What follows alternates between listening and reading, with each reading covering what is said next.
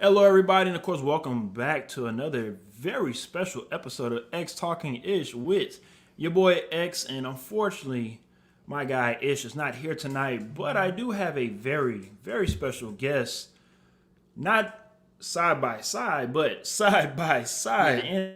And my boy John Allcorn, how you doing? Well, we're good, man. Finally, after about a year and a half, been kind of thinking about doing this. I'm glad that we've been able to actually meet in person and talk some football. It'd be cool. Now, don't get shy on me. Don't be using Oh an no, inside voice. I need to hear I'm that not. passionate football Oh, voice get that I've been ready. I hearing. woke up my mom one night with all the doors closed. So believe me, there's passion there. So Okay, well let's let the bring viewers it. get Let's ready. let's bring it then. And as always, thank you for being on this show. Before we get into everything, let's go ahead and make sure that the people know. Make sure you like and share this broadcast if you are checking things out on Facebook. If you are on YouTube, please make sure you subscribe to X Talking Ish. And also make sure you hit that notification bell. Since Ish isn't here, I'll do it from ding. Also, if you are on Twitter, please make sure you follow on my Twitter page at X_Williams81 to check out our broadcast on Periscope on Twitter. Alrighty then, now this is a special episode on a Sunday night. We don't really do these things on Sundays. We are, of course, live Tuesday nights, 9 o'clock Central, 10 o'clock Eastern time. But my boy John said, hey, X, I need to see you. I need to meet up with you. I need to go ahead and pick your brain on football. And me being the guy who I am, of course, I had to have my boy John come and join me. So I appreciate you for making that trip over here to come see your boy. So go ahead and get it started. Tell the people about who you are and how you got started in this radio or this podcasting for football. My dumb self decided to start it right before COVID started. That's a genius idea. So you have no equipment, no nothing, no electronics to really figure out how am I supposed to record. So what do I do? You record in a hot car. You get all of your notes prepared before you go to the car because there's no internet in the car. So now you got 5, 10 pieces of tape. You can see the wall. That would be my car. In terms of like you got the mirror right there, put a piece of tape there, a piece of tape, put every single area because that's what you got to work with. Mom works at home. I don't want their confidential work information getting on camera. And plus, who wants to see a guy recording in the closet? That's really no fun. Well, unless it's a R. Kelly video or something, right? Oh my gosh. Trapped in the closet. That's what I'm talking about. You must be too young for that. But see, I'm barely from the 90s. I keep forgetting you are what 20, 21? 23. 20. My bad. 23. Okay, You yeah. got that baby face, so you know. Yeah, I can't grow a beard. It looks like nose hair if I do. All right, so you're from Austin. You're in Houston now. The overall goal for you being in sports, what is that for you? Would like to in the next 2 to 5 years to have my own sports show or be a part of the NFL Network.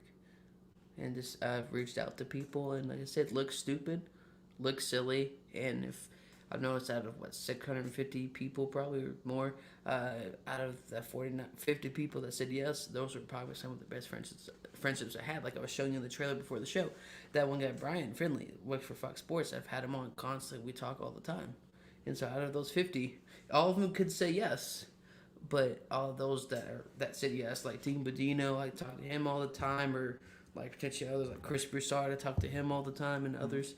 It's worth looking stupid because in the end, how you handle, I think, the no's will prepare you for how you get the yes. Because who would have thought? Like I messaged you last year, I was like, I have no idea what I'm doing, but let's just see where it goes. Recording in the car, no equipment, but let's make it happen.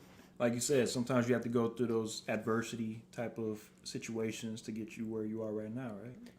That is a word of putting it, yes. I remember taking a shower before going down in my car, get all the pieces of paper, the AC on full blast, audio was garbage, and it worked. But then after, you take basically 2 showers a day because, I mean, it's hot. Hot in the middle of the summer. I don't have the parking garage, so you just got to work with what you got and just kind of see what happens. Now, remember we talked earlier last year, and you were a guy that at the time didn't even have a microphone to record on. You were just recording on your phone and recording on things that you could get your hands on at the time.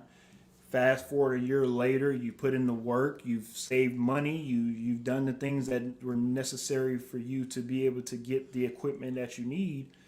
And within just this year, what are some things that you learned from doing this?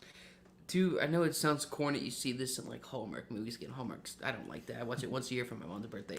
But is the appreciate the beginnings, because then like no equipment, you have to record in your car, and I have to record the Facebook version first, then the podcast, then the YouTube, then the Instagram, and then one time Facebook decided to delete all my videos for a day. So you do it on Twitter. You have to do like 3 or 4, the same video 4 or 5 times, pretty much almost every single day. Mm-hmm. And 274 episodes later, it's worth it. I did a security job for 6 months, and I paid for that microphone. It was worth it, though. I think people, you got the equipment that you have, it's worth putting in the time and the effort. A lot of people go like a month and they quit. I think that's why I hate to sound cliche, but the story's different, though. Like, from recording on my couch over 2 years ago to now being like, hey, when you put in the work, you work full time, it looks stupid. You never know. Exactly, and let's just also make sure we watch your hands. We don't want to mess up the mic. Of course. When it comes to sound, you're good. But other than that, what are some things that since you learned it over last year, what are some things that you would want to tell somebody that want to hop into something like this? What would you want to tell them moving forward? Don't get, and I know I'm still working on this, don't get discouraged by the rejections. I've been rejected for almost 30, 40 jobs, internships, pretty much anything. I just got rejected for something I thought, hey, I'm pretty qualified for. I got all the qualifications, and they're just like, no. And so it's very discouraging, but from going to recording nearly in my closet in my apartment, to my car, to my closet again, to now being able to record without sweating my socks off is definitely, it's worth it. Just shoot your shot. I mean, we did it during COVID, and sent 1 or 2 messages to a Facebook group, and here we are about a year and a half later. Now, when you talk about shoot your shot, you ain't talking about the vaccine. You're just talking about... No, I'm just talking about shooting. Like, just go for it. Just Exactly. like when you're asking out that girl in high school. She'll probably say no, but you go for it. Because who knows? You never look know. stupid. Exactly. But when you shoot your shot in terms of you're asking out that person, you're probably going to look stupid. But at least you don't like, hey, what if I didn't try it? Exactly. Because I almost quit June of last year. Okay. That was about a week away from quitting. Mm-hmm. And so I was like, if I gave up, I don't think I would either be here or really met the people that I've met so far. It's been pretty cool. Well, shout out to you, John, and shout out to your story thus far. You know, when we come back together another 5 years from now, we'll look back and say, man, this was the beginning of something very special, hopefully for both of us. For sure. And it's very beautiful for me to see younger people love football the way I love it, and to be able to have that passion that you have to want to get better at your craft. You know, unfortunately, with certain people in every generation, I don't think it's a young thing or 30s or even older. I think it's everybody thinks. A lot of people want instant gratification. Everybody wants it now. I want $1 million. I want my mansion now. And for you to be able to put in that work, unfortunately, it is kind of rare nowadays for people that want to put in that work and want to get better. And you have seen your work that you put in come to fruition. Just like if you was to go and work out and get on a healthy diet, you'll see your body change.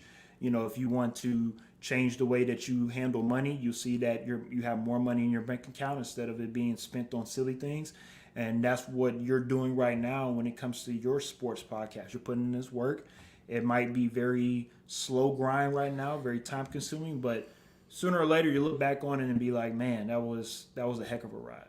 It definitely feels like a slow grind right now. But, I mean, who would have thought? Some of the people I talked to got Carson Palmer on last year, guy that I looked up to as a kid, and then Rob Parker. And then, I mean, I found a way to, again, if you really want to talk to somebody, you'll find a way. Whether it's a player or someone that works at Fox or wherever, you just find a way. And I was shocked when I heard back from Brissard. I was like, there's no way. The guy, one of the reasons why I started it, responded, and now we talk off and on. So, I mean, you just never know. So like you said, shoot your shot. Yeah. Or like we like to say on X Talking This, slang that thing. Look stupid. Hashtag slang that thing. You never know what happens unless you go ahead and Slain that thing. Exactly. I respect it. All right, let's go ahead and move on to what people wanted to, tune into in the first place, and that's let's talk about some football, right? So let's go ahead and get into what John has written up for us. And first topic, I'll go ahead and swing it over to Mr. John. Dak Prescott may not be fully back this season.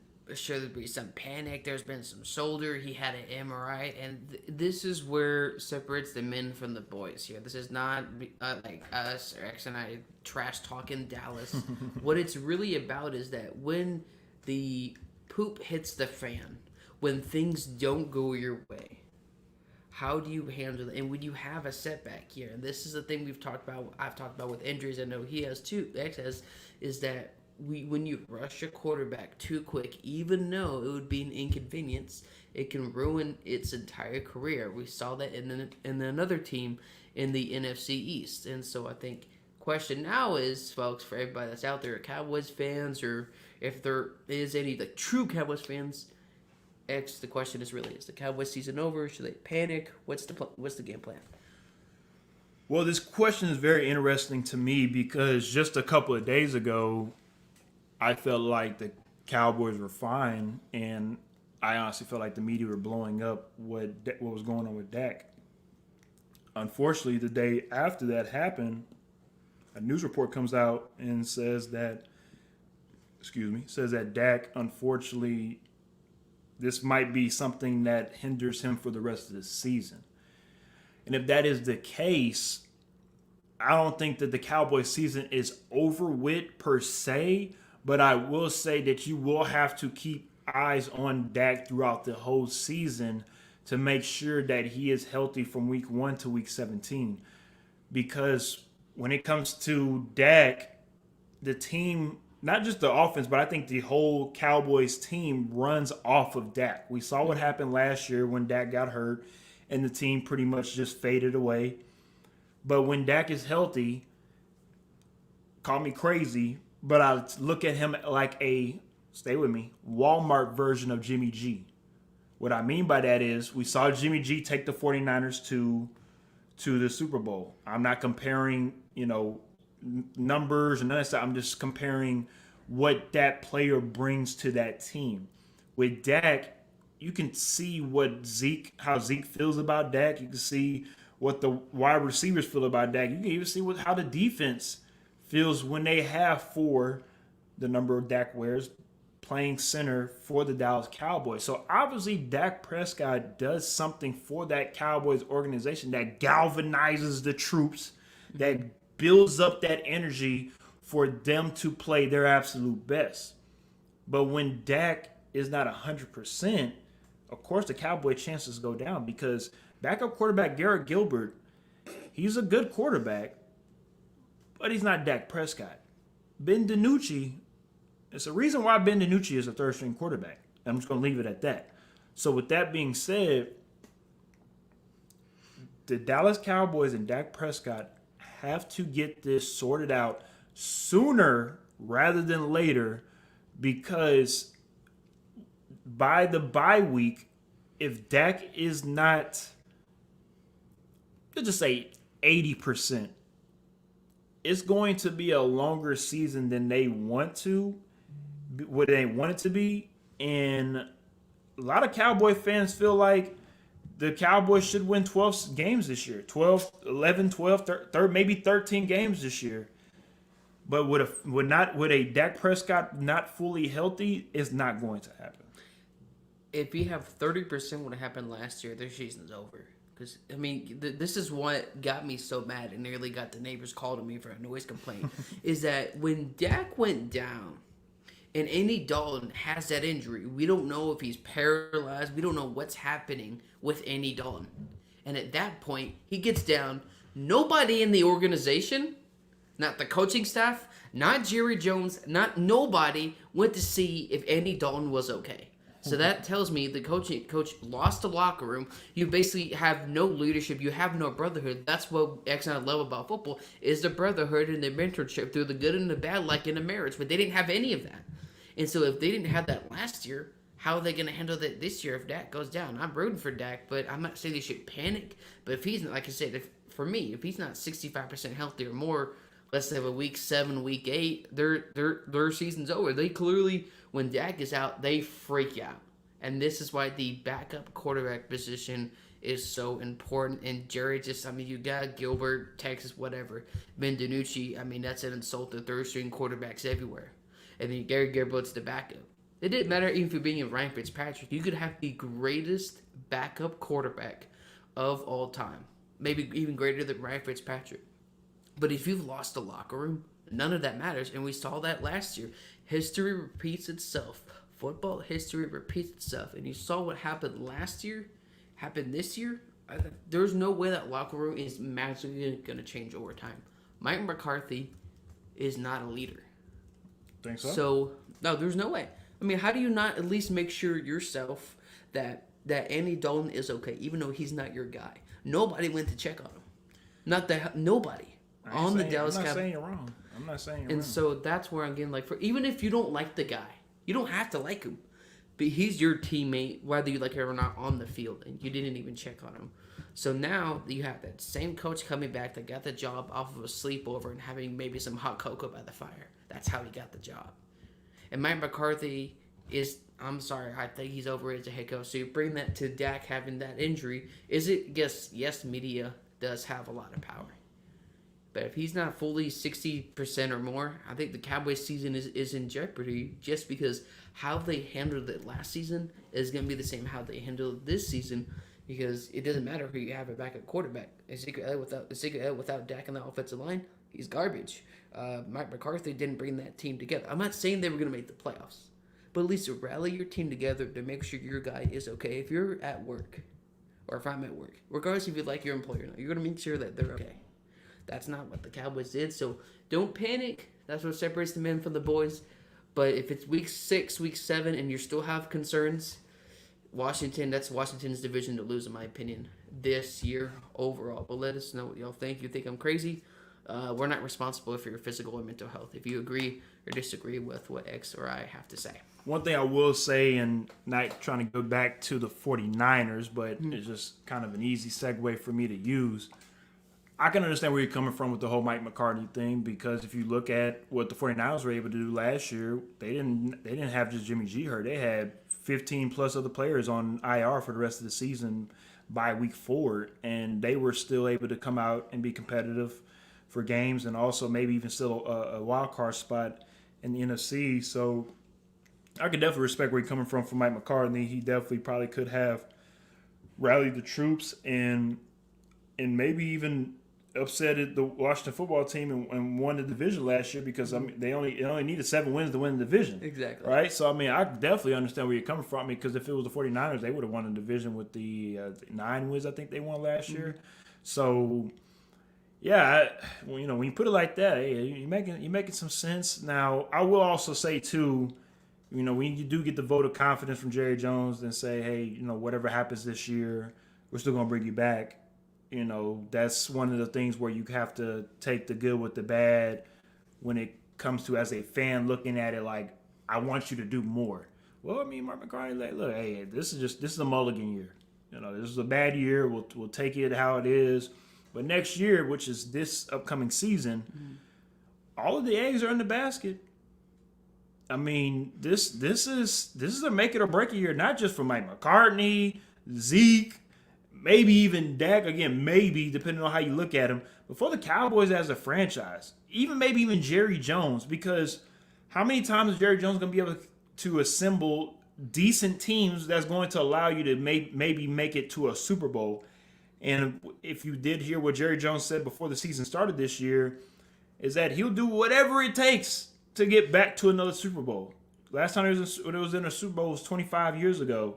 So it's going to be interesting to see what happens in the next 3 to 4 years with this team, because with the talent that you have a small window. You have a very small window. Mm-hmm. And if you're not able to capitalize right now, Jerry Jones, unfortunately, might not ever see another Super Bowl in his lifetime.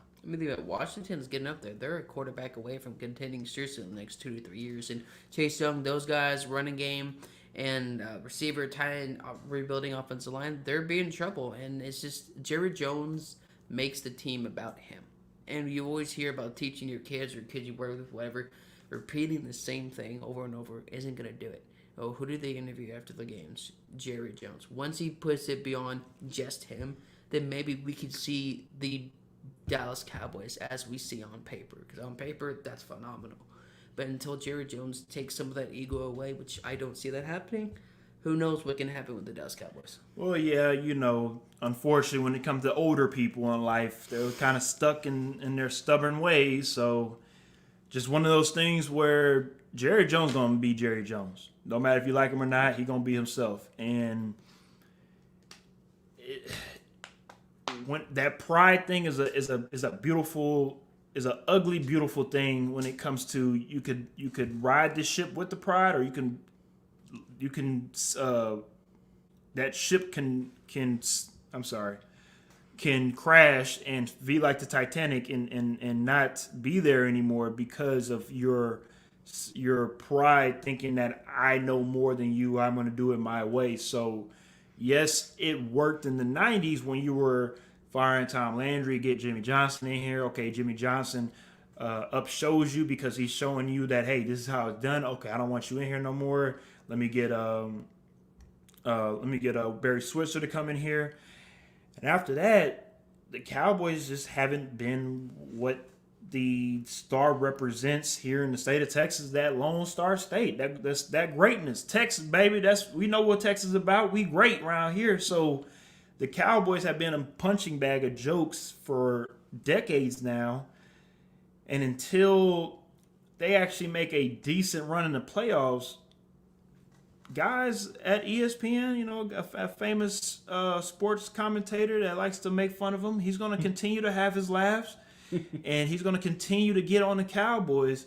But until they do something to make everybody say, hey, we're back, you're not back yet. Do you think their prime was 2016, 2018? Because remember, they went to their offensive line was prime. Steve, a great year. Number one offensive line in the league. Yep. I think everything kind of started crashing down. I'm going to use this as an example. Mm-hmm. The same way the Texans haven't been the same since they lost that 24-point lead to the Chiefs is the same way I look at the Cowboys when Dez didn't catch it against the Packers. Okay. Ever since Dez, either he caught it or he didn't catch it. That's for everybody else to debate with your mama. The Cowboys as a franchise just have not been able to pick up the pieces since then. I just honestly how I feel. They definitely obviously I would say it's not a catch just because it's like when the Cowboys lose, it's just like Christmas Day. All the presents are being opened. It took Jerry Jones 25 years to be like, hey, I probably messed up with Jimmy Johnson, so give another 25 years. Again, folks, my parents weren't even together, knew each other the last time the Cowboys were in the Super Bowl. And to be honest with you, call me crazy, but I think some people actually do want to see Jerry Jones happy again and want to see him actually win something before he passes away, because he's not a young guy anymore.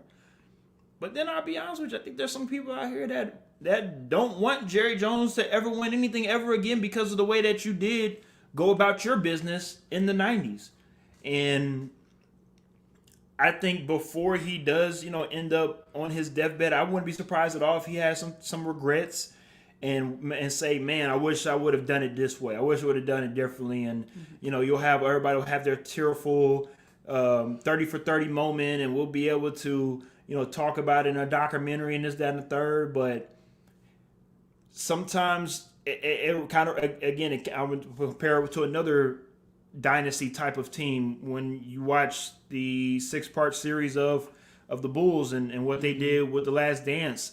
It just reminds me of that when it comes to you have certain people that have certain egos about who they are and how they want you to respect them and this, that, and the third, and it messes up what the bigger picture really is. It's not about you. It's about the team. So it's going to be very interesting what happens in Dallas, not just with Dak Prescott, but with Jerry Jones, Ezekiel Elliott. Will he play the rest of his career in Dallas? These linebackers with the Dallas Cowboys. Van Der Esch. I love him. He's an old school linebacker, but he reminds me of Sean Lee when it comes to injuries. It's just it's just a mess sometimes with the Cowboys. It's like they seem to get it right sometimes. They draft well. They really do draft Exactly. really good players. It's just they cannot put this all together. They kind of remind me of the Philadelphia. I'm sorry, with Phillip Rivers and the Chargers, right? You know, we talked about that before it came on. They have the pieces. You have some right. You have the tools necessary to make a run. You just don't make the run. I mean, the Chiefs weren't anything then for that between like a certain period before Alex Smith. My Broncos weren't anything at all. You got Stokely as your start receiver. They didn't take advantage of that. Some of you could say blame on whoever you want. Your running back there won MVP. Less than 12% running back solely won the MVP award by themselves. And to not take advantage of that, I'll give him props again. He was able to withstand injuries, but at the end of the day, he's a slightly above average Kirk Cousins. All right. With that being said, let's go ahead and move forward to our next topic at hand. NFL season predictions, my man. It's Christmas every year when football comes around. I want you to give your honest predictions. We're going to start with the AFC, with the AFC East. You got the Bills, Dolphins, Patriots, and the New York Jets. If you had to pick, who's going to win the NFC East and why? So we're going to start off with the AFC East, correct? And we're going to Yes. go down with the AFC and then go on to the NFC, correct? Yes. All right. So with the AFC East, I mean, let's be honest. This was the Patriots division before Tom Brady, of course, went and took his talents to a little bit above South Beach, to Tampa. And ever since then, the Bills, of course, won it last season. This season, you have the Patriots coming back with the guys that took off due to COVID, and also adding some players through the draft and second year of Cam Newton in the system. But with that being said, that does not mean that they will win the division. I have to go with the repeat champions of last year. I have to go with the Buffalo Bills until I see an improvement of Tua Tagovailoa with the Dolphins, because the Dolphins do have the defense. I'm worried about their offense. That's what I'm really worried about. So with the AFC East, I feel like the Dolphins and the Patriots are really going to be the ones battling out for second place. But be on the lookout for the young gun Jets. Be on the lookout for Mr. Zach Wilson. Hey, I'm telling you, I don't like what the Jets do with quarterbacks, but this guy, Zach Wilson, mark my words, might not mark John words, but mark my words, Zach Wilson will be something that might be primetime television in the next 3 to 4 years.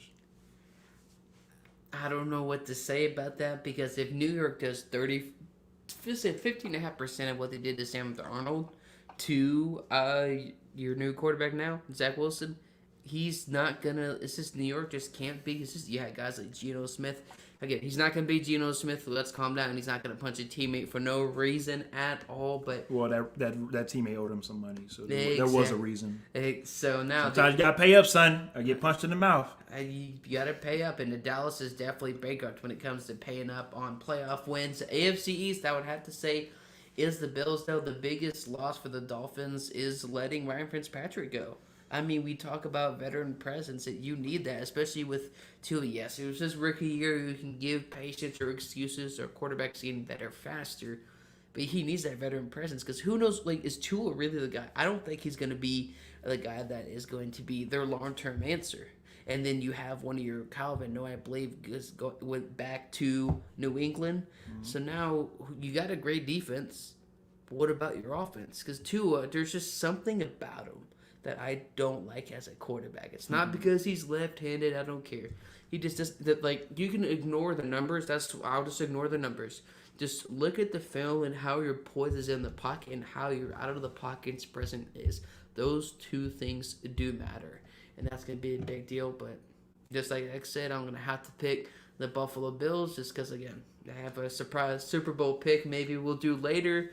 But now, my man, the division I don't want to talk about, but we have to. The AFC West, the Chiefs, Broncos, the Raiders, and the Chargers. I know my pick, but who's your pick to be the AFC West champion? Now, before we get to the AFC West, I will say with the Dolphins, even though you say you don't care that Tua is left-handed, I actually do care that Tua is left-handed, because I play wide receiver in high school, college, and a little bit in the pros. And when you are throwing a football left-handed, the ball rotation-wise comes out completely different compared to catching a football from somebody that's throwing the ball with their right hand. So the last time we've had quarterbacks that are pretty decent with their left hands is a guy named Colin Kaepernick, Michael Vick, Steve Young, guys like that were not just good with the ball. I mean, not just good throwing the ball, but also pretty damn good running the ball as well too. But the unfortunate thing about being left-handed is that you are so different in the way of now calling plays. As an offensive coordinator, I have to set everything up on the left-hand side instead of the right-hand side. So that changes as well. It's not a bad thing, but it's going to be, for me, interesting to see how the Dolphins wide receivers are able to play alongside Tua moving forward for this year or 2 years moving forward. So that's something that I want to see with Tua and them. I think he's a great player, but being left-handed, it does matter. It definitely does. I mean, even look at Michael Vick. He was electric, but he was not a good passer. Like, look at his numbers. He wasn't a good passer until he went to the Eagles. Exactly. That's when he got rehabilitated into being a pocket passer. Exactly. He was a pocket passer. But now, you're right. Right before the Eagles, man, that guy couldn't pass. So hopefully we just tell the hard truth, whether people like it or not. Exactly, my man. Let's go ahead and get back to the AFC West, though. I mean, let's be real. Unfortunately, this is pretty simple one. I'm not even going to waste y'all's time. But, of course, the Kansas City Chiefs, we'll go ahead and pick that one. The sleeper team, I will say, because I was high on them. If you do check out X Talking Ish, I was high on them last season. The LA Chargers. The LA Chargers are my team to watch. Besides, of course, Justin Herbert, you have players on that defensive side of the ball that's coming back healthy.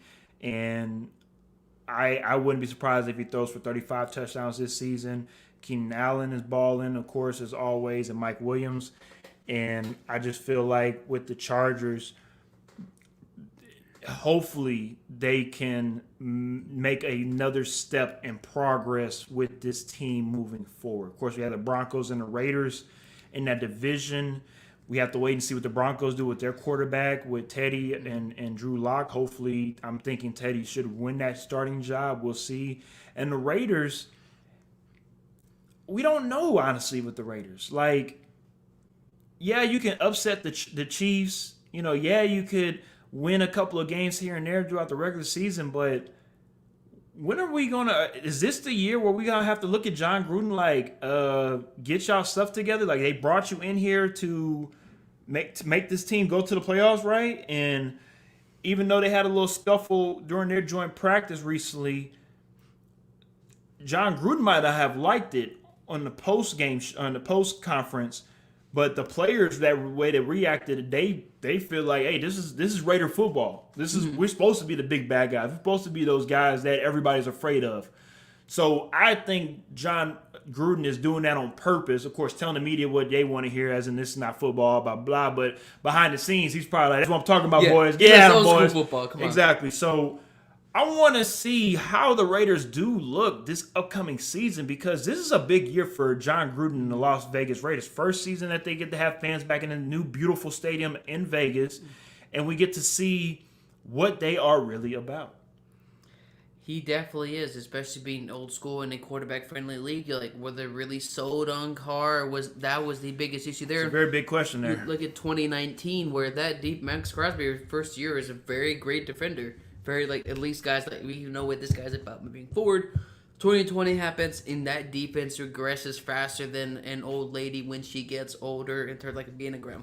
So it's like now Gruden, this is going to be like, hey, yes, they signed you to that 10-year deal, but that's the problem. Just like with a Cousins contract, is when you sign guys with such long-term deals, when it doesn't work out quarter way through that contract, you're basically tied to him. So you have to make it work, even though realistically... Yes and no. There's always ways to get out of plenty of contracts. We've seen that before, not just with players, but also with executive. Every contract has their void clauses, their different clauses to be able to get you out of a contract. But I 100% agree with a player and also an organization. I hate these 10-year deals with Patrick Mahomes, or even in baseball with Alex Rodriguez or Fernando Tatis Jr. There's not really the ownership wins more than the player wins. Because if Patrick Mahomes wins 6 Super Bowls out of the 10 years, and you can't redo your contract until year 8. You could have made $400 million more being able to only be on a 3 or 4 year deal and just renew those deals to be able to get the money that you deserve. But of course, the way football is set up, salary cap wise and all that stuff, unfortunately, you do have a lot of you can't really do it like that all of the time. It all depends on the player and position as well. This is where people need to, I guess, swallow their pride. You can say whatever you want about Brady, but doing that method, regardless if whatever you think about the Patriots or not, what they did worked. And if Tom Brady took half of those contracts that Mahomes or these quarterbacks got, they wouldn't have gotten to 6, 7, or 8 or 9 Super Bowls. So you got to think, what is worth it? Do you care more about getting that next contract, or do you care about winning? And when you say you care about winning, and then you're taking $400 to $500+ million, give or take, guaranteed he doesn't get all of that, then you're saying a very confusing message to the organization, to the fans. Like, what are you really about? If you're gonna be like that off camera, be like that on camera, and that's just where we talk about that. But man, I hate to say this, man, that makes me sick to my stomach.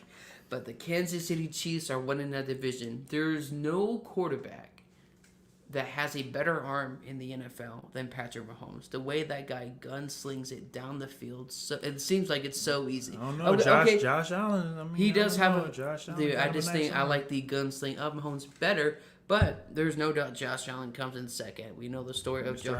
Herbert up there too. Yeah, I don't talk about the Chargers because that's a sin right there. But I'm just kidding. It's 32 teams. I understand. I don't like certain teams out here too, but you gotta talk about them the way in a realistic type of way. I was wrong about the Chargers. I can say that. But it's unfortunate I'm gonna have to also pick the Chiefs. And I apologize for cutting in, but I will say when it comes to Tom Brady taking pay cuts, every quarterback doesn't have a wife that makes the most amount of money in their own profession, being supermodel Giselle. She's somebody that is the highest paid model, so he didn't have to. He could have had it easily. You're 100% correct. He could have had I'm just saying it does help. It definitely does help, and man, that would be nice to have that kind of money. But we are here and there. But unfortunately, I picked the Chiefs. Chargers, though, I'll admit I was wrong about Justin Herbert. Year 1, that guy lit it up, nearly MVP candidate his rookie year. My only question really is their offensive line moving forward. Is that similarly going to catch up to him when you throw the ball that many times? Are you subject to injury? The running game, who's really the running back moving forward? But the Chiefs and maybe, I want to say Broncos, but that quarterback is just definitely a huge issue, question mark there. But Chargers in the close second right here. But man, this one is my favorite division.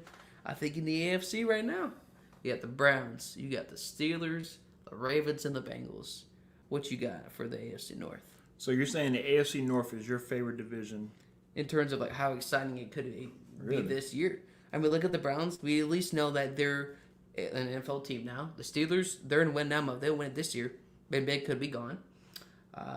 Bengals, they're the Bengals. We know the Bengals. And you also have the Ravens with Lamar. Pressure is on him to be a better passer, get past the divisional round. So, with that being your favorite division, I'll save my take on my favorite division is when it comes up. But for this round, who's going to win the division really, honestly, is a toss-up. Not a toss-up, but it's really between the Ravens and the Browns. My opinion. Of course, it's going to come down to those two divisional games between each other. And surprisingly, the Ravens are actually able to come away with those wins against the Browns. But this season, I think this is a year for a guy like Baker Mayfield to step it up a little bit more. And, of course, with the addition of Jadeveon Clowney from the Tennessee Titans with the Browns and a couple more pieces that they did add through the draft and free agency for the Browns, I mean, they are going to be a very, very tough team to beat. And the best thing about this division, I will say, is that all 4 of these teams play outside. So when it's wintertime, baby, when it's wintertime, it's going to be some ugly football. It's going to be some ugly football, and it's going to come down to those men that are willing to sacrifice their body and willing to do things that those teams that play in domes don't have to do when it comes to preparing for games a little bit differently. And with that being said, I have Cleveland winning this division. No. But I'm looking for the Ravens to see if they are going to take that next step with the added addition of wide receiver help for Lamar Jackson. And if they are able to get the production out of those guys, with Bateman from Minnesota, then maybe we can see the next step of Lamar and his growth as a quarterback. But if Lamar Jackson is quick to just want to run when things get tough, it's hard for me as a guy that looks at quarterbacks, as in you need to learn from the throw from the pocket first before you can do anything. If you're not able to establish that first, it's going to be hard for Lamar to have a sustainable NFL career moving forward. That's what people don't want to hear. Is you go back to that divisional round last year against the Buffalo Bills. I picked Buffalo to win that game. When Lamar Jackson panicked, every single time. That's why I say just ignore the numbers, everything else. His automatic reaction is to run. And the reason why I'm also not really convinced of Lamar is he's never beat Patrick Mahomes. So I don't understand the media narrative of, oh, this is a Patrick Mahomes and Lamar Jackson rival. Folks, anybody that's watching, how is that a rival when one side demolishes you? Was he 4-0, 5-0 against Lamar Jackson? So now, when you look at it, I think it does obviously come down to those two divisional games, but I think maybe that extra wildcard spot could be a deal breaker for both sides here. Because the difference, though, I think, for the Browns and the Ravens, Baker Mayfield doesn't have to throw like 4,000 plus yards to really make that offense set and get to the playoffs. Well, Lamar, if you got Sammy Watkins, Hollywood Brown, those guys got to get the football. J.K. Dobbins, who knows if he can be dual threat. So he has to throw a lot more yards than Baker does because they got a better offensive line, they got a better running game. They don't have to just rely on Lamar or Baker as a passer. He can hand it off. The guys can do different plays. With Lamar, if he didn't do it well as a passer, sooner or later that running game is going to get stopped and they're going to get exposed. I 100% agree. I mean, we've seen the last couple of seasons in the playoffs with the Ravens when it comes to if they can't get that running game established, it's very hard for them to move the ball downfield throwing the football. As I will agree with you, I have the Browns winning the division. I'm not saying Baker is more exciting than Lamar, but that's the thing with the Browns and their offense. He doesn't have to be more exciting because the problem is it's not about what's sexiest or what is the most interesting. Just like with Apple here. Oh, that phone looks real good. Oh, that camera. Oh, my goodness. But it's ended up being the same thing, getting the same result every single time. And so far, that's what we're seeing out of Lamar. You can say, oh, they're not getting the weapons. Well, I don't want to hear it because it's like with other quarterbacks, oh, the team was so bad. Then why'd you stay? There's no excuses. Be a grown man. Take accountability. We both have the Browns winning the division. And I know your favorite division right here, my man, I have to guess, is the AFC South. Your team, the Titans, the Colts, the Jaguars, and the Houston Texans. I think I know who you got, but maybe you'll surprise me. Well, this is actually not my favorite division. This is actually unfortunately a division that has not had the best reputation over the last 10 years just due to one or two teams usually are the main at the top, which is back in the last 10, 15 years usually was the Colts or the Texans would usually win the division. You have some onesies and twosies with the Jags. But most recently, with the Titans winning the division last season, the first time they won the division is 2008. Mm-hmm. So just think about that. The last time they won a division was when the AFC South was formed. So with that being said, I'm going to make it short and sweet. Yes, of course, I have the Tennessee Titans winning the division because the Tennessee Titans division to lose. I mean, the Jaguars and Texans, I mean, that's enough there. I'm not going to get on them as much as they get on themselves. And the Colts, unfortunately, it seems like what can go wrong will go wrong with them, especially with not just Carson Wentz but Quentin Nelson. I mean, what freak injuries? Who? Like, come on now. They have the same amount of timeline though to come back. Not just injured. Carson Wentz gets hurt, which we're used to that, but Quentin Nelson he gets the same type of injury Carson Wentz did. If that's the case, you know what? Maybe Carson Wentz is the problem. Maybe y'all need to go ahead and get Carson Wentz away from everybody in the NFL. All redheads don't stick together, so let's just get that out of the way. Because oh my goodness, Quentin Nelson, he hasn't probably been hurt since he got out the womb. Like he's not somebody that you expect to be hurt. And for both of them, hopefully they should be back week 1. Mm-hmm. Excuse me. I want everybody to be healthy. I want to make sure that everybody in all of football is able to play week 1 and all the way up to week 17 and see the best of the best. But just like I said with the AFC West, when it comes to John Gruden or also with Lamar Jackson with passing the ball, this is a very interesting season for Carson Wentz. If Carson Wentz is not able to show that he can be the Carson Wentz 2017, because I know Eagle fans just want to continue to keep on bringing that up, like he's still that guy, which was 4 years ago, he could be a career backup. He might be a career backup, and guess what? That's okay, but sometimes not just as a quarterback, but as an athlete, when you lose that confidence in yourself, your play is going to show. And it's unfortunate for a guy like Carson Wentz, but maybe again, we have to wait to see how the season plays out, but maybe he lost his confidence in Philadelphia. Maybe. I mean, who knows, my man? He could, from second overall pick out of North Dakota State, guaranteed from the start. Howard Roseman and Doug Peterson relationship was never really there. MVP candidate. Unfortunately, it's going to be one of those stories yet again. A guy that got looked at, got highly drafted, nearly won him that division, to not being a career backup. Definitely unfortunate here, but if I had to pick, one team I won't be talking about, but overall, I think Titans, like I say, it's the Titans to lose, because the Colts, you got Eason who balled out. I can be a little bit biased when it comes to Stanley Ellinger. We know you're definitely a little biased. I did say last week in X Talk in this show, I did say do not be surprised if you do see Sam Ellinger throughout the season. Right. Because I wouldn't be surprised if he actually does surpass Jacob Eason, and he actually does have to come in to help win a game or two for the Colts. I even said, even if he doesn't work out with the Colts, regardless of Carson Wentz, he could be a great gadget player.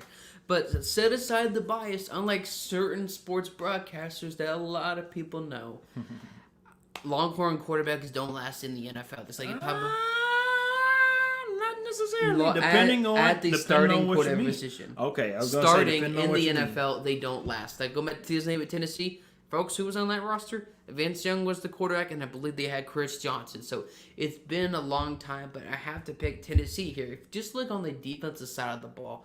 Look at the Colts. Yeah, they got Gerard Sheard. They got all those guys on the defensive side of the ball. But the problem is now, and you have Gerard Sheard, underrated defensive player, but physically, how physically dominant. I can't pinpoint a guy that's so physically dominant. I don't see the Aaron Donald type player. Like, who can stop Derrick Henry? Because I think now that you stop Derrick Henry, what are you going to do with Julio Jones? Who's going to really be that star stud? Obviously, A.J. Brown is that number one guy. How do you incorporate Julio early on in the season? Because, again, he's not like he had a full-fledged offseason with the Titans. But, I mean, with Derrick Henry healthy, I believe you were telling me earlier, even if his production goes down, that helps in teams' wins and losses in terms of in the dub category, whatever you would call it, Jameis Winston. But that could help the team. That's what's best for the team. So I would have to pick Tennessee.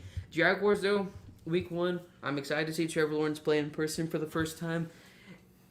But it's Urban Meyer. And again, even if he doesn't work out in the NFL, great college career. Who knows what can happen? But an interesting roster. And I know a certain player maybe you wanted to talk about that got cut or released. Well, I mean, we don't have to talk. We don't have to. I mean, it's up to you. Football. Hey, I don't take it personal. I mean, no. I mean, I'm not saying that. All I'm saying is that, and again, if you check out X Talk in this show last week, we did touch on this a little bit when it comes to, on a serious note, like seriously though, when it comes to Tebow saying to himself, let me transform my body again to play tight end, to try to come out there and capitalize on the opportunity that my college head coach is able to give me. I have nothing but respect for him for trying to continue his NFL career, because like I pointed out to plenty of people, friends, family members, if anybody gave you an opportunity, high school coach, college coach, at 34 years old to say, hey, come out here and try to make the team. I'm not saying you're going to make it, but just come out here and you have an opportunity. Anybody's going to say, yeah, of course. Especially, again, if you love the game and you want to continue to play. Anybody that says, no, you know what, because people are going to say stuff about me and you on the news waves because we know each other since far back, is going to say, you know what, I don't want to do this, coach. Nobody's going to say that, okay? So for the people that hate on Tebow because he got his opportunity, I don't know what y'all want me to do on that one. Like it is what it is. It's just like any business in life. Anybody that has some type of relationship with anybody is going to try to get that person in because of who they know. It's unfortunate. That's just the way things are, and that's just what I saw with this situation. I didn't even, to be completely honest, I didn't need to see the preseason game of him whiffing blocks to know that he wasn't going to make the team. Right. I knew he wasn't going to make the team from the beginning because he's not a tight end. And it's empty calorie contract. Not. Usually when you give empty calorie contracts like that, most likely you're either not going to make the team or you don't last long. I wasn't surprised that he didn't make the team. Now, the reason why, obviously he's not going to be their long-term tight end. We know that you're invested in Trevor Lawrence. You got Travis Etienne. You got Josh Allen on the defensive side of the ball. You got whoever else, your corner that you're trying to shop for whatever reason. But they have guys. So it's not like Tim Tebow, even if he didn't work out in like week 2, you cut him, release him, no problem. That contract means as much as Taysom Hill against the cap. So knocking Tebow, again, we could talk about other reasons why people knock on him. Maybe certain people would disagree, but why not give a guy an opportunity? If he's 34, okay, you move on. But I'll be honest, you've been in sports longer than I have. You've been in the industry. You're in the industry. I've never seen a guy more, regardless if he's talented or not, being hated as much as Tebow. And that's where I'm like... Are you speaking of just football or are you talking about all sports? Just in football. I can name plenty of people that gets hate more than Tebow. Football alone.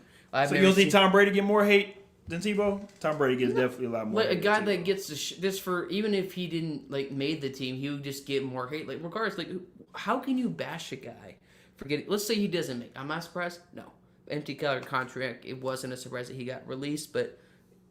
what's the big deal? You've probably seen other players in the past. If he would have made the team, again, the reason why I say, as somebody that played before, look at it as in, are you serious? How did he make the team? Is because he transitioning from a quarterback to a tight end.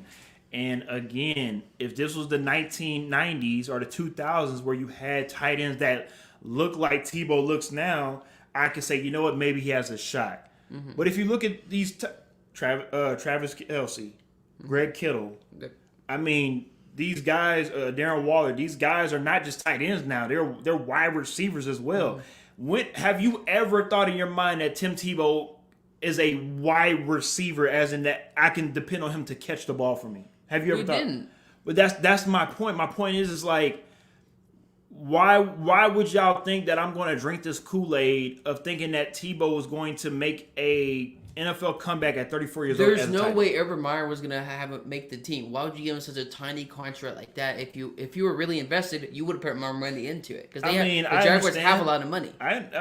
They do, but again, at the end of the day, you pay players those contracts because, like you said, with the contract, you could either cut them and it doesn't hurt both sides, or if they actually do make the team, you've got a guy for a bargain now, mm-hmm. and you let them work on that contract, play on that contract, and keep moving from there. But I completely agree on where you're coming from. Yes, it was one of those contracts where he wasn't going to make it, but at the end of the day, again, what you have to do moving forward when it comes to this football stuff, you gotta let your emotions move away from that logic part, because I know you like some Tebow. It's not just about emotion, though. Regardless, though, it's because you look at, even if it's Tebow or somebody else.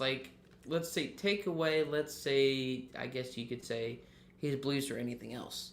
If you could say, look at other guys that have gotten opportunities that have switched positions and they don't. Again, but I'm not mad. I'm name not the players? mad. Even if you just look at the quarterback position. Guys that get changed, even guys that sat out of the league for multiple years and couldn't play it at the second or third string level, and they get an opportunity. And this has nothing to do with me, like Tebow or not. Take Tebow out of the equation.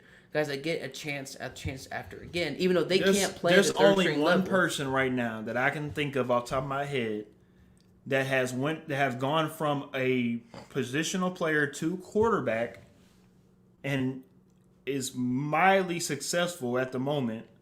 And that's the quarterback that quarterbacks his team right behind me, Ryan Tannehill. He was a wide receiver at Texas A&M, gets drafted first round to Miami Dolphins. Who at the time I said, y'all are crazy. Why are you drafting this guy as a wide receiver? What are y'all doing? Things didn't work out in Miami, and I thought, this guy, I tell you, he's a bust. Mm-hmm. Comes to Tennessee, I'm just like, oh Lord, here we go. Why are we doing this? But because he fits with the system, he fits with what Tennessee does. He works out perfectly because he's able to use his athleticism. He gets the balls to the dynamic players on the outside, and it works for what they do. But because he is actually athletic and he's actually has the build of a quarterback, it works. Could have worked vice versa, where you went from quarterback to wide receiver. We've seen it with Julian Edelman. Some people feel like Julian Edelman's a Hall of Famer because of the things he's done in the postseason. He was a quarterback at Kent State in college. So again, I'm not saying that you can't do it or he didn't do it because of his beliefs. Because no disrespect, John, one of the best defensive players ever to play this game, Reggie White, is named the Minister of Defense. Like he was praying, he was doing everything that Tebow was doing before Tebow was even playing football. So I do understand where you're coming from. I respect where you're coming from about why people might look at Tebow differently because of his beliefs. But no disrespect to you, I just feel like that's a cop-out answer because I've seen plenty of athletes in the past represent their Christian beliefs or even to God in general, and to say, I appreciate why I'm here because of God. I don't think anybody looked at Tebow and said, oh, we don't like you because you represent God or Christianity or what. I don't think that it was that. I think more than anything, a lot of people probably didn't like the squeaky clean image. I think some people feel like it's for show, especially these teams that he's been on before with University of Florida with the Aaron Hernandez situation, all that stuff. I think a lot of people feel like it's no way he's this squeaky clean. But if you've been doing this for 10, 15, 20 years now, I mean, it's just him. I think Tebow is who he is. I don't think it's for show.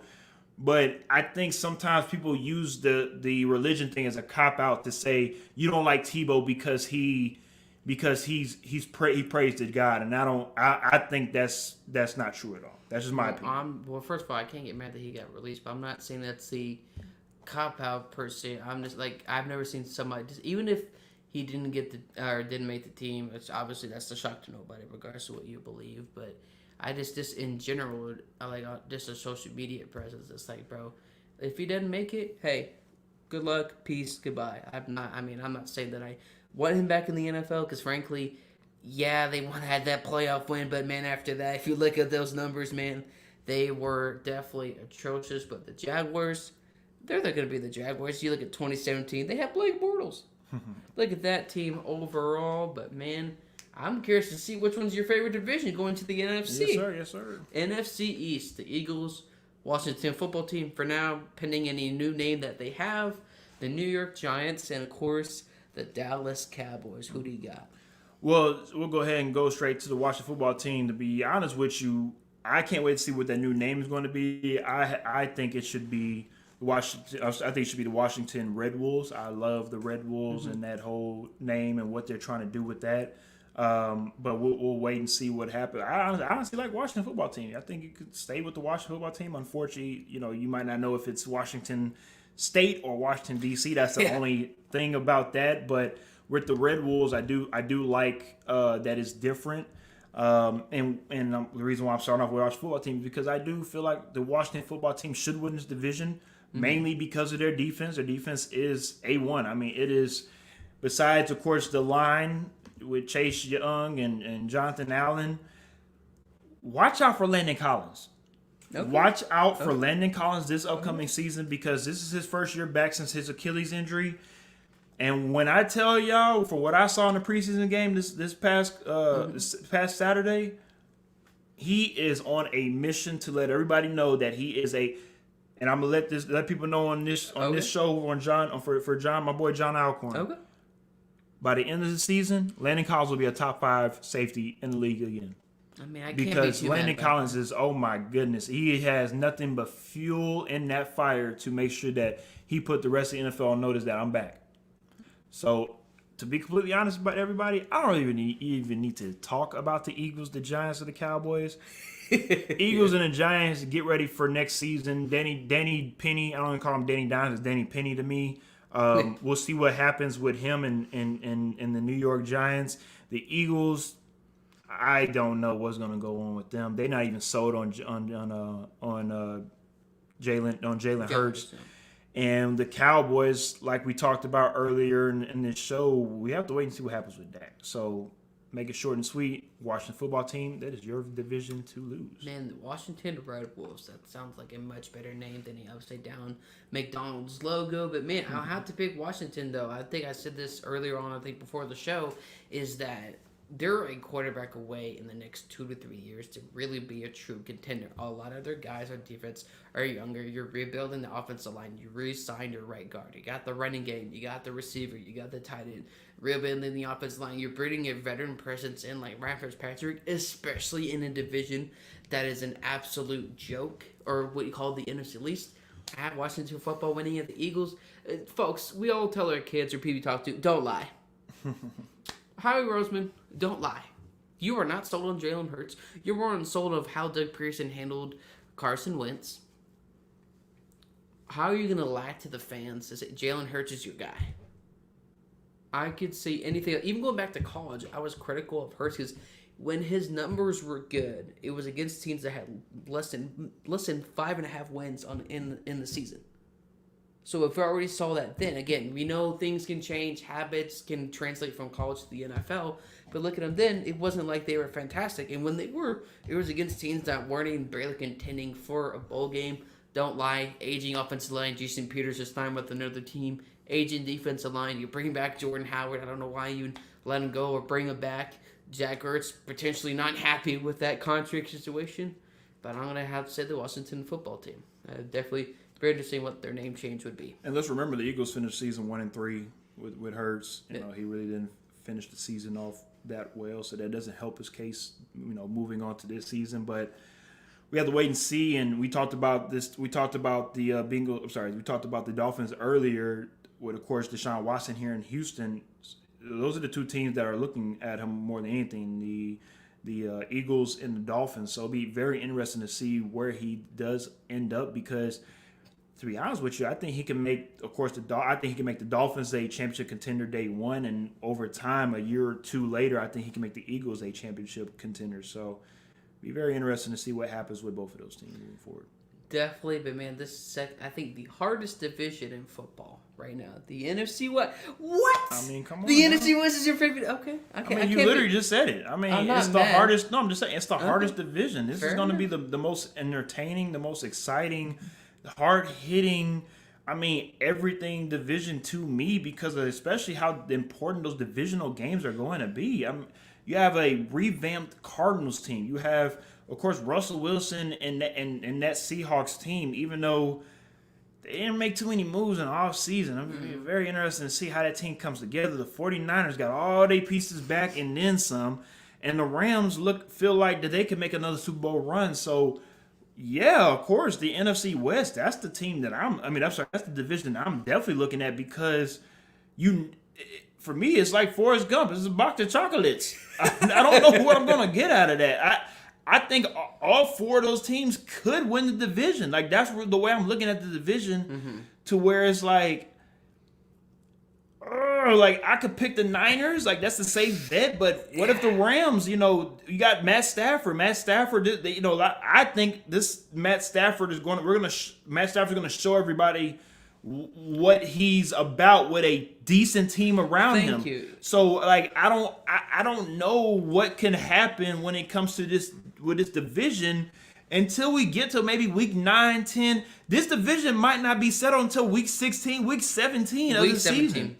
So that's why I'm saying, like, easily the NFC West, and then second would be the AFC North for me. That's why I think this division is so sexy because, even we call him the bad toddler, Kyler Murray with the Cardinals. We have to wait and see what happens with him, and if he's going to run around everywhere and get the Cardinals into a position to be successful moving forward with their addition of A.J. Green and, of course, J.J. Watt. The NFC West, just saying, best division in football this upcoming season. For the moment, okay, I'm going to take the 49ers, but that could change. Okay. That could change because I just don't know yet. And before the season starts, which is about another 2.5 more weeks, I could change my thought process. Talking ish NFC and AFC predictions will come out in about 2 more weeks. So when that comes out, I could change my mind again. I don't know yet, but I'm going with the 49ers. And here's a name that Broncos fans will remember. Vance Joseph. Who's the defensive coordinator for the Cardinals? After 1 year, they're saying Isaiah Simmons is... I'm not saying that's all on him, but Vance Joseph, who shouldn't be a coach in the NFL, much less his girl's toddler team, if he has a girl.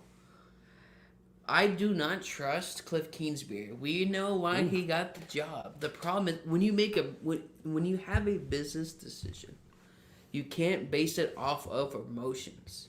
And that's exactly what they did. Going back, there's a reason why he got that job. He's known commerce since he was 15 when he's going to Texas Tech. We got recruited back to Texas Tech. He didn't even win with Mahomes at Texas Tech. You had Baker, of course. Mahomes won the job. Baker goes all the way to OU. Wins a lot of damn good quarterbacks, Texas Tech. A lot of great quarterbacks, but he couldn't win. You'd say whoever fault it is, I'm not just putting on Cliff Kingsbury, but he's not the right guy for the job. We talk about him a lot last season on our show, X Talking Ish, and Ish is a big, he's a big, how can I say, he holds him accountable. He makes sure that whatever Cliff Kingsbury is doing, right or wrong, we watching. Because like you said, hey Cliff, you got this job because of Kyler Murray, and you might get fired because of Kyler Murray. Right. So this season is very important. Got a lot of pieces on both sides of the ball. And if they cannot get this air raid offense going, because it's going to be a lot of passing, if you can't get this going, it's going to be one of those seasons where you might look back on it and be like, man, we wasted the season. So that's what you don't want to happen. We don't want to have happen with the Cardinals. So we just have to wait and see how this division, forms, because we could maybe see 3 of those teams in that division go to the playoffs.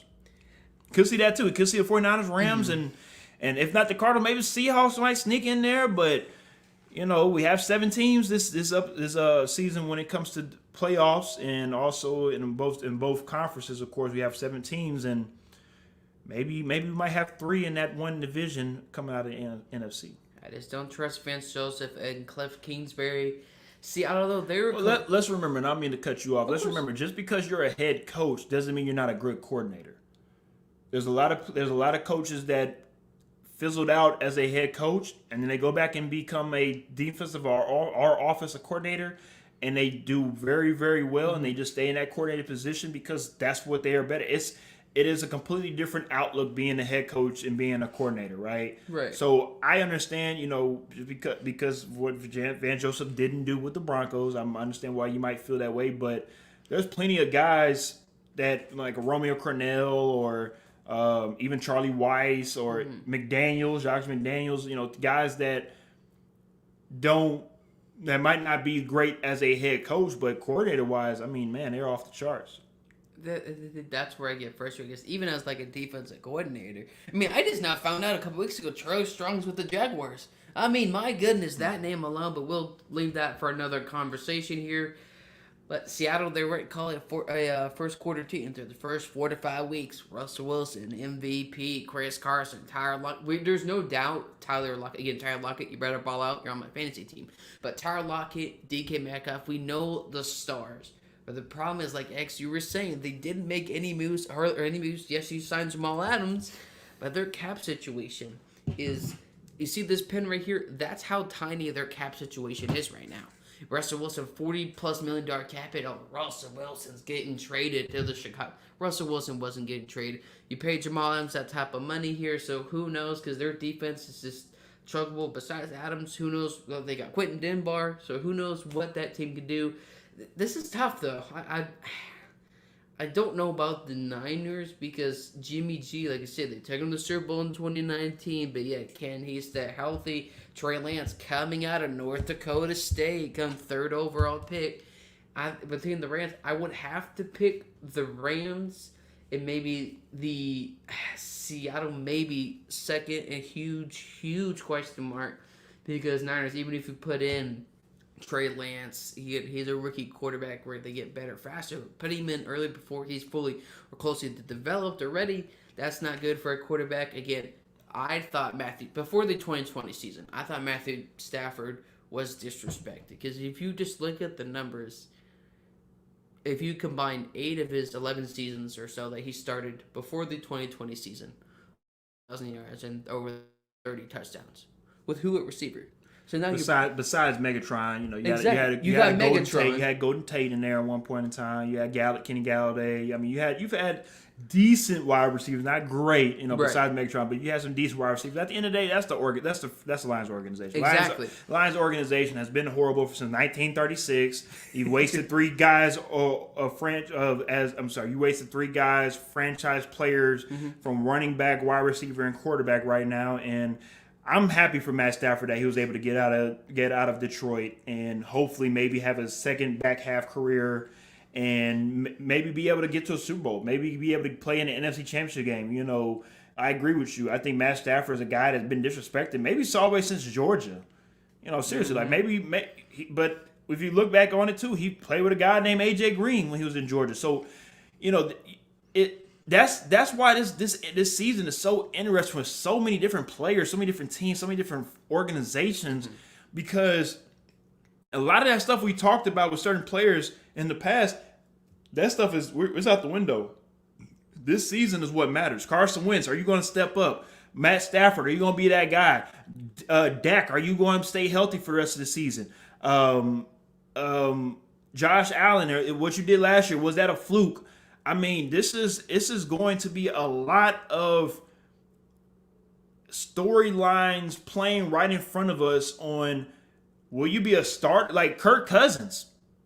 We're going to get into him very soon, too. Kirk Cousins. Well, Kirk Cousins. Kent Cousins. You said Kent Cousins? Yeah, I can't call him.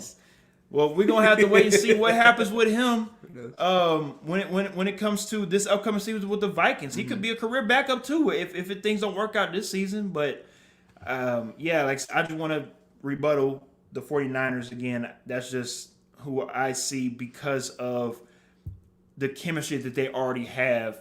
And the only way I see Trey Lance getting in this season is if Jimmy G gets hurt. I don't think Trey Lance is ready. I don't think you rush him. I think you let him sit. And then after that, if Jimmy G gets hurt, of course you bring him in and you go from there. Definitely, because I think there's a lot of pressure on, maybe necessarily on Stafford completely, but on Sean McVay, the Rams. I guarantee he wasn't there. They drafted Jared Goff second overall out of, I think, SoCal. I can't remember where he played in college. And now you trade Cal. It's Cal, okay. So now you have little to no cap. So your Super Bowl window is like this short until contracts come up yet again. But they've been doing that since Sean McVay took over the team. And they got to a Super Bowl. So what is crazy is you can't say, oh, this formula doesn't work. It did because they got to a Super Bowl.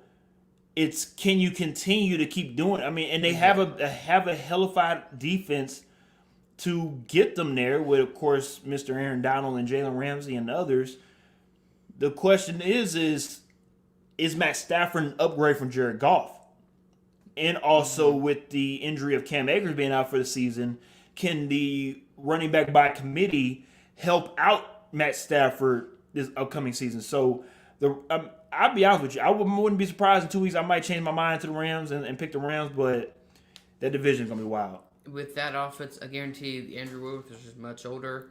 But you also got Robert Woods, who's been a very underrated receiver. Mm-hmm. Cooper Kupp got that contract. You got, I think, was it Josh or Jay Reynolds, so that third receiver right there. So no, Josh Reynolds actually plays for the Titans now. So I'm thinking of another. No, you're good. So they got a lot of great receivers. Defense that is second, the best, obviously, in the league on paper. On the field, Aaron Donald is a phenomenal player. I'm going to have to pick the Rams for now. Again, it's one of those, I think, divisions this year compared to years before where it may change week by week. Not because I'm not going to have accountability to myself if I'm wrong about a pick. It's about, hey, this division is going to be the most difficult. This division is like me taking algebra in high school. It's going to be difficult. We're going to get it done. We don't know the outcome, but we're going to try week by week here. I got the Los Angeles Rams winning the NFC West. This next one, man, oh man, I can't wait to talk about it. The NFC South, the Super Bowl champions and the Bucks, the Panthers, the Saints, Falcons, no disrespect, it's all good and fun, and the Atlanta Falcons. Who do you got, man? Tampa Bay Buccaneers. We can go ahead and move on to the next topic. All right. There's not much to say. It's the Bucks. It's really not. It's in my bad to cut you off. I mean, those other teams, Panthers, Saints, and Falcons, they're trying to improve. It'd be interesting to see what happens with the Panthers with Sam Darnold from the Jets being able to take over the helm for the Panthers. I don't really see them being a threat to the Bucs in the South, but maybe Sam Darnold is the guy for the Panthers moving forward. We have to wait and see on that. The Saints, they have a quote-unquote quarterback battle going on. I don't really see it as a quarterback battle. It's Jameis Winston's job to lose. I think Jameis starts week 1, and we'll see what happens with that team. I mean, there's some people out here that feel like Jameis Winston could be the MVP of the NFL season this season. Serious. I'm so serious. So, I mean... What? I mean, I'm not mad at you saying that, but, like, what? I mean, I understand why people feel that way, but if you do look at Jameis is not a bad quarterback. No. Like, I know people keep bringing up the 30 for 30 he had with the Tampa Bay Buccaneers, but he also is a guy that won a national championship. He's a guy that was the number 1 pick in the draft. He's not trash. He just had a bad season, and with what I'm hearing in training camp with the Saints, he's actually playing really well, throwing the deep ball really well. Remember, he had laser eye surgery, corrected his vision, and maybe this could be the season that helped Jameis get back to getting that swagger back that he had at Florida State. And I know everybody wants to count out Jameis, and I know everybody wants to crab legs, eating a W, all the funny stuff that he does. But let's seriously, listen in on what Jameis is talking about in press conferences and just his mannerisms and seeing how he's handling himself throughout this whole training camp. I do love the growth, and I do love seeing Jameis turn from a boy into a man. We got to remember, Jameis is still 27. He's still a young guy. He's younger than me.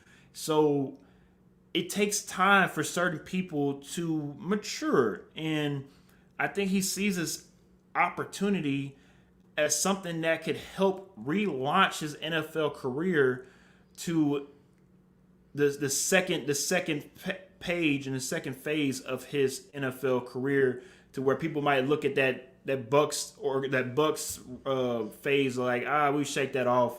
You're a Saint now, or you're whatever team that he goes to afterwards and redeems himself. So I know it's easy to laugh and to poke fun and this, that, and that, but let's see what happens. I'm gonna take him over Nathan Peterman any day, or take him over certain guys that look like boo boo and don't need to be there. But you can't praise Brett Favre for being a gunslinger and throwing 3 or 4 interceptions every game. And when Jameis does the exact same thing, you can't call him trash. Be consistent. 100%. I understand, and I think this season, if he throws for 30 touchdowns and 10 interceptions, he's on that Justin Herbert track line. So if he redeems himself this year, then we have to look at him in a different light. Mm-hmm. The Atlanta Falcons, we've all been a teenager once. When we've hit puberty, where everyone's like, you're mad 1 minute and you're happy the second. Or do you want to get all A's? Do you want to party? 2 conflicting messages, just like the Atlanta Falcons. Are you trying to contend right now? Are you trying to rebuild? Because you had Mike Ryan's contract in the mid-40s down to the lower to mid-20s. That's not speaking, you're trying to contend right now. You let Julio Jones go to Tennessee. You drafted a tight end, Kyle Pitts, out of Florida. And you have Calvin Ridley, who is a very great star-studded receiver. Like we keep talking about, when healthy. That's not speaking contention right now. Your best defender is Grady Jarrett. I don't care if I pronounce his name wrong, because he's garbage. Who else do you have on that defensive side of the ball? I don't know what it is about Atlanta, but what will go wrong will go wrong. I mean, my goodness, what message are you doing? We tell kids not to lie. You're lying to the fans. You're lying to Matt Ryan's organization. You're not contending right now. Who do you have on that roster? You tried Todd Gurley for a year. That was laughable. He's still a free agent. So my question is, be consistent. What message? Of course, PR, you want to say the right thing so it doesn't turn all this yada yada drama. The Atlanta Falcons are sending a huge mixed message. Are you contending? Are you rebuilding? Do you want to get all A's? Do you want to hang out with their friends or party all the time? Which message, and stay with it, but it is the Bucks to lose, which even then is laughable. But they should take it seriously. Like the Panthers, the Saints, and the Falcons are all on their level, so they don't let their guard down. Because you can't let your guard down game by game. And Tom Brady and the Bucks are going to take advantage of this division moving forward. The Panthers' cap space isn't great. The Saints' cap space is definitely not great. Atlanta Falcons, their cap space isn't great either. There's a reason why Matt Ryan's contract against the cap had to go from like 40 something to the early 20s. I got the Bucks. Of course, we both have the Tampa Bay Buccaneers. I'm done disrespecting the GOAT. I learned that the hard way in ironically, the Falcons Super Bowl here, the NFC North. And before we get to the NFC North, I just want to touch on the Falcons right quick. I think you're being a little hard on the Falcons, and I understand. I mean, I think unfortunately, like you said, with the Super Bowl aspect, I think unfortunately they have a bad blemish because of what happened in that Super Bowl. But with what they're trying to do, yes, they're not a Super Bowl team right now. I got that. But every team is rebuilding. Every team in the NFL tries to get better every year. It might not be called rebuilding, but it's trying to get better, and that's what the Falcons did, I feel like. And I honestly feel like they have the Rookie of the Year on their team with Kyle Pitts. I think Kyle Pitts is going to be a matchup nightmare, not just his rookie year, but for the rest of the NFL, his NFL career. And with having a guy like Calvin Ridley and also Kyle Pitts for Matt Ryan to throw to, he's going to throw for another 4,500 yards again. And surprisingly, I might have to say this on not just on this show, but even on X Talk and Ish. Would not be surprised if the Atlanta Falcons still a wild card spot. For me, it's not just the Super Bowl; it's beyond that. I mean, you go back to that Cowboys game last year.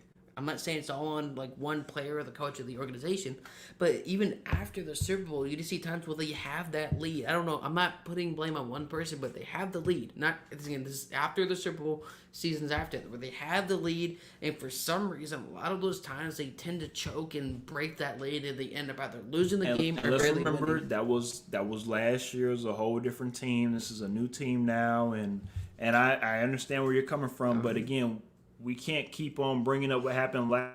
Patriots ain't gonna be what they were last year. No, they can't be much worse. The Eagles, they were like some of the Jets aren't gonna be what they were last year. Like, we gotta stop bringing up last year. We gotta stop bringing up 2017. Gotta stop bringing up 2009.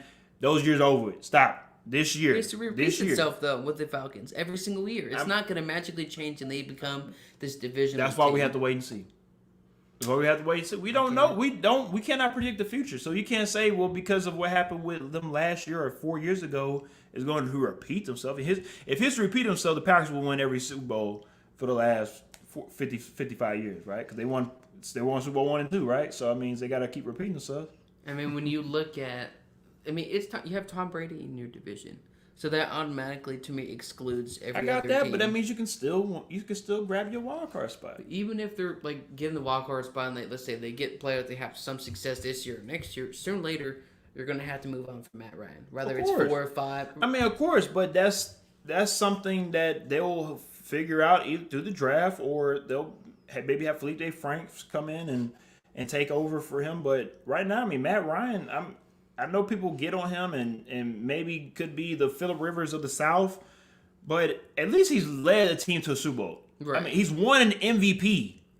I mean, like, Matt Ryan is not that bad. Like, I know people want to get on him a lot, but he's a pretty damn good quarterback. It's just certain things have not gone his way due to coaching mishaps and this, that, and the third, but I'm not gonna be the dead horse. I'm gonna give the Falcons a clean slate next year. We're gonna see what they have. For me, it's not. I'm not blaming all on Matt Ryan. A little bit on him, but for me, it's just the organization sending mixed messages, and we'll keep going on from that. We're not gonna repeat ourselves like certain other people on sports media may do. But the NFC North, my man, our final division here. Yep. Packers, Bears, Vikings, and Detroit. I think I know who you got, but let's see what you got. Yeah, of course, this would be very simple, very easy. Of course, that bad man, Mr. Aaron Rodgers, should wrap this division up. Of course, everybody wants to be on the lookout for the Chicago Bears and trying to figure out if it's going to be Justin Fields starting or if it's going to be Andy Dalton. I have Andy Dalton is QB1 moving forward at week 1, but that doesn't mean that he will be the starter week 17. So I tell people this all the time. Just because you're the starter week 1 does not mean you'll be the starter at the end of the season. So be interesting to see what the Bears look like by week time frame, and to see if they make the switch before or after. The Vikings and the Lions, I'll get to the Vikings last, but the Lions, let's be real, nobody really expect anything from the Lions. I mean, their best receivers, Brashad Perriman. Maybe wins 5 or 6 wins, but nobody's expecting the Lions to do anything. But getting back to the Vikings, as we talked about, you said, what's his name? Running back? Kent Cousins. Kent Cousins, man. Mr. Kirk. This is it. This is it for you right here, sir. This is your season to show us that you're not Mr. Choker or Mr. whatever you want to call Kent, whatever you want to call him. It's up to you, guy, and I just think he's a good game manager. I think he's a glorified backup quarterback, and I think after this season is over with, he might end up helping a young quarterback when it comes to being like a backup for the Jets to help out Zach Wilson or something like that.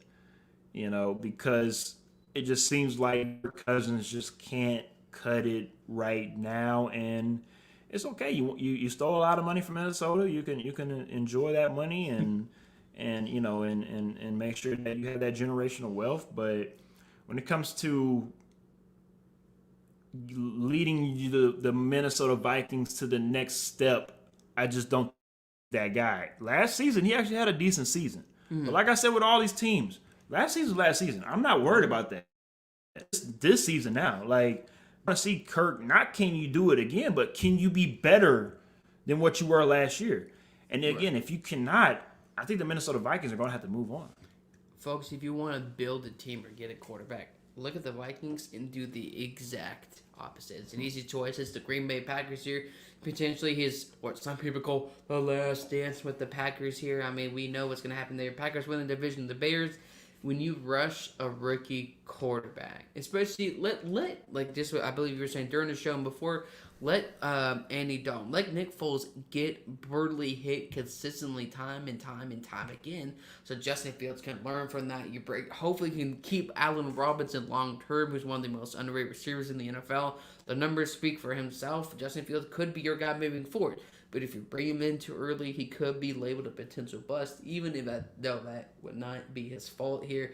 The Vikings, man, oh man, this is why quarterbacks do not get guaranteed money, fully guaranteed money. Because if the Vikings, if I remember correctly, if they didn't sign the 2-year extension, not this offseason before, they could have moved to go. I'm not saying Case Keenum was their long-term answer, but if he at least signs like a veteran minimum deal.